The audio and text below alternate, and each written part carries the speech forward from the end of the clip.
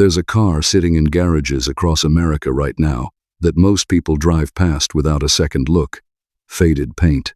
A soft top that doesn't quite close right anymore. And yet, if you know what you're looking at, you're standing next to one of the boldest bets Italy ever made on the American dream. This is the story of the Fiat 124 Spider. And before we go any further, you need to understand something nobody tells you about this car. It wasn't supposed to work. It was small, it was foreign, and it came from a country most Americans associated with pasta, not performance. But it worked. It worked so well it nearly bankrupted its own reputation trying to keep up with demand. The story starts in November of 1966, on the floor of the Turin Motor Show. A small Italian coach builder called Pininfarina rolled out a convertible with lines so clean, so confident, that people stopped walking. The man behind the pen was Tom Chada, an American-born designer working in Italy, the same hands that had already shaped a Ferrari and would later shape the De Tomaso Pantera. Think about that for a second. A car built for ordinary working men carried the fingerprints of a designer who also drew supercars for millionaires. But here's the part almost nobody talks about. That same year, just months earlier, Alfa Romeo had unveiled its own convertible, the Duetto. Two Italian companies, one design house connection, both chasing the exact same dream at the exact same time. It was a quiet war, and most people never even knew it was happening. Fiat wasn't trying to build a status symbol. It was trying to build something dangerous in a different way, something ordinary men could actually afford. And that decision is what changed everything. Because at the exact same moment, Detroit was busy launching the Ford Mustang, and Britain was shipping over the MGB and the Triumph Spitfire. America, in the mid-1960s, was falling in love with the idea of an affordable convertible, something quick, something that turned an ordinary Tuesday evening into an event. The roads were still open, uncrowded, and there wasn't yet a hint of the fuel crisis that would reshape the entire industry a few years later. Into that window walked a small Italian company betting everything on style, precision, and a price tag regular men could actually justify to their wives. In 1968, Fiat brought the Spider across the Atlantic, and the price tag is the part that still stops people cold today, around $3,000. For that money, an American man got a lightweight Pininfarina body, a 5-speed manual gearbox at a time when most competitors still offered 4, and 4-wheel disc brakes when plenty of cars on the road still stopped with drums. Under the hood sat something genuinely clever. A 4-cylinder engine with double overhead cams, producing around 90 horsepower. That number sounds modest now, almost laughable next to modern engines. But this wasn't about brute force. It was about how the car made you feel, reaching the top of the rev range, the way it begged to be driven hard through a canyon road, instead of just sitting in a driveway, looking pretty. And here's a detail that barely gets mentioned, but should. This engine was the first mass-produced, double overhead cam design to use a reinforced rubber timing belt instead of a chain or gears. It sounds like a small thing. It wasn't. That innovation quietly spread through the entire auto industry over the following decades. A budget Italian Roadster helped normalize technology that ended up under the hood of nearly everything you've driven since. People called it the poor man's Ferrari, and honestly, that nickname undersold it. Because while the Ferrari owner parked his car in a heated garage and admired it from a distance, the Spider owner was out there using it, beating it up on back roads, taking it to work, living with it. As the years rolled on, the engine grew with the times. 1,400 cubic centimeters in 1966 became 1,600 by 1973. Then 1,800. Then, by the late 1970s, a full 2,000 cubic centimeters, in a version simply renamed the Spider 2000. Each step was Fiat quietly proving the car still had something left to give. By 1969, the Spider had already sharpened itself further. 4-wheel disc brakes became standard. The car gained hesitation wipers, steering column-mounted lighting controls, and radial ply tires. Small details that don't sound exciting until you remember. Most economy cars of that era were still riding on skinnier, harder rubber that let go the moment the road got wet. A 5-speed manual transmission became available as well, a genuine rarity for an affordable car at the time. For buyers who preferred to relax behind the wheel, an optional 3-speed automatic transmission, sourced from General Motors, arrived a decade later.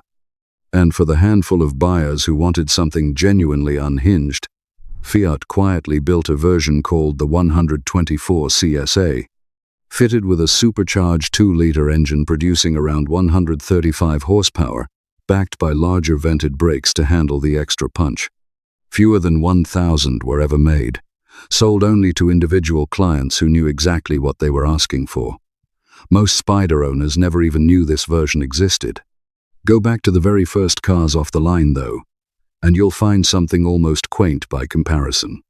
The earliest Spiders, built in that first production run in 1966, were simple to the point of being sparse. No console between the seats.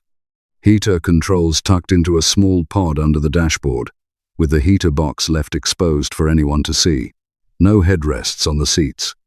A single-circuit brake system and an accelerator pedal hinged at the bottom, the old-fashioned way most Fiats of that decade were built. What they lacked in comfort, they made up for in polish, with chrome trim running across the steering wheel spokes, the instrument bezels, and the rearview mirror. It was a car that made you feel like you were driving something special, even before the engine told you the same thing. But the road version was only half the story. There was another side to this car, a meaner, angrier side that most owners never even knew existed. Fiat handed the Spider over to Abarth, the Italian tuning house famous for turning docile little cars into scorpions. And what came out the other end wasn't a boulevard cruiser anymore. It was a genuine rally weapon. The Abarth-built version fought in some of the toughest competitions in Europe during the early 1970s. It took outright wins at the Hessen Rally in Germany and the brutal Acropolis Rally in Greece, an event so punishing it destroyed cars just from the heat and the terrain. It stood on the podium at the Polish Rally. It finished 7th overall at the Monte Carlo Rally against factory-backed Alpine Renaults, cars with far bigger budgets and far bigger reputations. By 1974, it was taking 1st, 2nd, and 3rd place finishes at the Portuguese TAP Rally. A Finnish driver named Markku Alén, a man who would later become one of rally racing's true legends, brought a 124 home in 3rd place at the Monte Carlo Rally in 1975. Picture that for a moment. The same basic car sitting in a suburban driveway in Ohio, top down, radio playing, was mechanically related to a machine sliding sideways through gravel in the mountains of Monaco, driven by a man who would go on to become a world champion. That's not marketing. That's not exaggeration. That's simply what this car was capable of when Fiat let it off the leash. It couldn't last forever, though. By 1976, the days of the 124 in top-level rallying were numbered. A new car, the Fiat Abarth 131, was ready to take over as the factory's chosen weapon, and the Spider quietly stepped back into a supporting role. Its rally career had been short, but it had proven something that mattered far more than trophies. It proved this little roadster could hang with cars built for nothing but speed. Now, if you're enjoying learning the real story behind this car, this is a good moment to hit subscribe. This channel exists to dig up the details nobody bothers to tell you anymore, the real history behind the machines you grew up around. Drop a comment and tell me what part of this story surprised you the most so far. And if you're finding this useful, share it with a friend who remembers these cars from back in the day. It genuinely helps keep this channel going. Because what happens next to this car is where the story turns from admiration to something a lot more uncomfortable. Here's something that almost never comes up when people talk about this car. Between 1975 and 1981, the Fiat Spider wasn't sold in Europe at all. It was built exclusively for the American market. Think about that. The country of its birth couldn't buy it anymore. Italy had to wait, while America got it all to themselves. But there was a catch buried underneath that exclusivity, and Fiat wasn't exactly rushing to explain it to buyers. American emissions regulations forced the engine to be detuned. The same basic motor that produced strong, healthy power in Europe was quietly weakened for American roads. In fact, by the late 1970s, some American spec engines were rated with less horsepower than the very first Spyders sold back in 1966. Meanwhile, the European version of that same engine was still making significantly more power. In a world without the internet, without forums, without instant comparisons, most owners simply never knew what they were missing. Fiat tried to claw some of that performance back. For 1980, the Spider received Bosch fuel injection, boosting both power and fuel economy, while smoothing out the engine considerably. By 1981, this fuel-injected engine, now producing around 102 horsepower, became the standard fitment for the entire North American lineup. And then things got genuinely strange. Fiat of America actually sponsored its own turbocharger conversion, built by a New York company called Legend Industries, and sold a limited run of turbocharged Spyders through regular dealerships. It wasn't a factory racing skunkworks project. It was a small American company bolting a turbo onto an Italian Roadster to try and even the score against the competition. Functional survivors of that turbo conversion are now genuinely rare. There was also a strange little moment of celebration hidden inside those years. For the 1980 and 1981 model years, Fiat produced a limited 50th anniversary edition, honoring Pininfarina itself. These cars wore tan leather interiors, a brown dashboard, a special metallic paint color, and unique badging, with the car's individual production number stamped right on the dash. Roughly 1,000 were built, though a portion were damaged during shipping and never even reached buyers. It's the kind of small sentimental detail that gets completely forgotten once a company decides to walk away from a market. For a car built on a budget, sold as an affordable thrill, this was a surprisingly relentless fight to stay competitive. But relentless effort doesn't always guarantee loyalty. And the company that built this car was about to prove that in the most brutal way possible. By 1982, Fiat had made a decision that still feels like a betrayal to people who loved this car. The company simply walked away from the American market, handed the Spider over entirely to Pininfarina, the very coach builder that had been quietly building the body all along, and told them, essentially, good luck. Pininfarina renamed it the Spider Azzurra, named after Italy's entry in sailing's prestigious Louis Vuitton Cup. New badges, a more upscale approach, and a price tag that climbed to nearly match a Chevrolet Corvette, one of America's own performance icons. Think about the arrogance required to price a small Italian Roadster, now abandoned by its original manufacturer, against one of Detroit's most respected sports cars. The market answered honestly. Between 1982 and 1985, Pininfarina managed to sell only around 3,000 units of the Azzurra. Compare that to the tens of thousands sold in the car's earlier peak years. This wasn't a slow decline. This was a car nearly disappearing in plain sight, priced out of the exact audience that had made it beloved in the first place. And here's the detail that stings the most if you actually owned one of these back in the day. American owners had already given the car a bitter nickname, born out of frustration with electrical gremlins and mechanical quirks that seemed to multiply the moment the warranty expired. They called it "Fix It Again, Tony." A joke, sure, but jokes like that only spread because there's real pain hiding underneath them. A car that had once represented affordable Italian passion had become, in the mouths of its own owners, a punchline. Even before the final abandonment, there were warning signs. In 1981, Fiat handed over marketing and support of the Spider, along with its little mid-engine cousin, the Zone 9th, to an American company called International Automobile Importers, run by a businessman named Malcolm Bricklin. A once proud European manufacturer was quietly outsourcing its own presence in America to a middleman. Around the same period in Europe, Fiat did something similar with another convertible, the Ritmo Cabrio, handing its marketing over to Bertone rather than selling it directly. It was a pattern. A company slowly stepping back from cars it no longer wanted to fully stand behind. That's the uncomfortable truth sitting at the center of this story. The same car that beat Alpine Renaults at Monte Carlo, the same car that introduced an entire generation of Americans to open-top Italian driving, ended its production life, abandoned by its maker and mocked by its own buyers. So, where does that leave us today? Here are the numbers, and they're worth sitting with for a moment. Over nearly 20 years of production, close to 200,000 of these cars were built.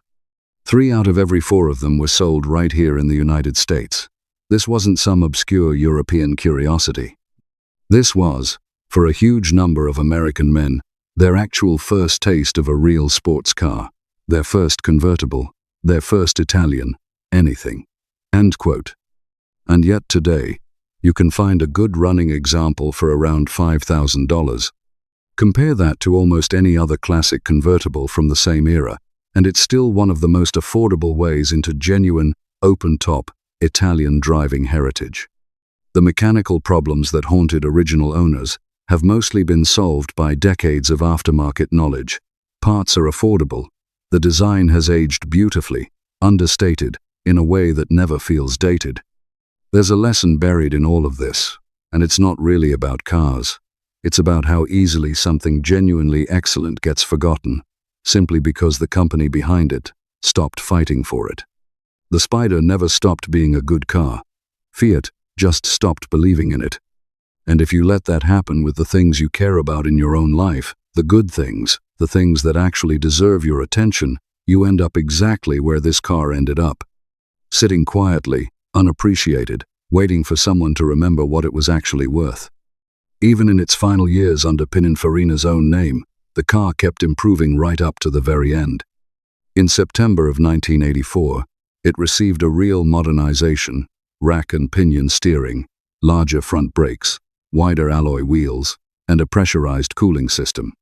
Enthusiasts still refer to that final run, unofficially, as the 1985.5 cars, and many consider them the best driving Spiders Pininfarina ever built.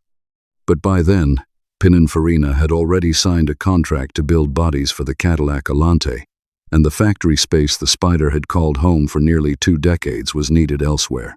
Production simply stopped. Fiat did eventually bring the name back. In 2016, a new 124 Spider arrived in North America, built in partnership with Mazda, sharing bones with the MX-5, but wearing Italian styling and a turbocharged heart. It lasted until 2020, before production quietly ended again, almost like history repeating the same pattern, one more time. If this story meant something to you, if it brought back a memory of a driveway, a first car, a father who once owned one of these, do something for me. Subscribe to this channel, because there's a lot more of this real, researched history waiting for you here. Drop a comment and tell me what you remember about the Fiat Spider, or the sports car that first hooked you on driving. Hit like if you made it this far. And if you know somebody who'd appreciate this story, someone who remembers these roads, these cars, this era, send it to them. That's how stories like this one stay alive.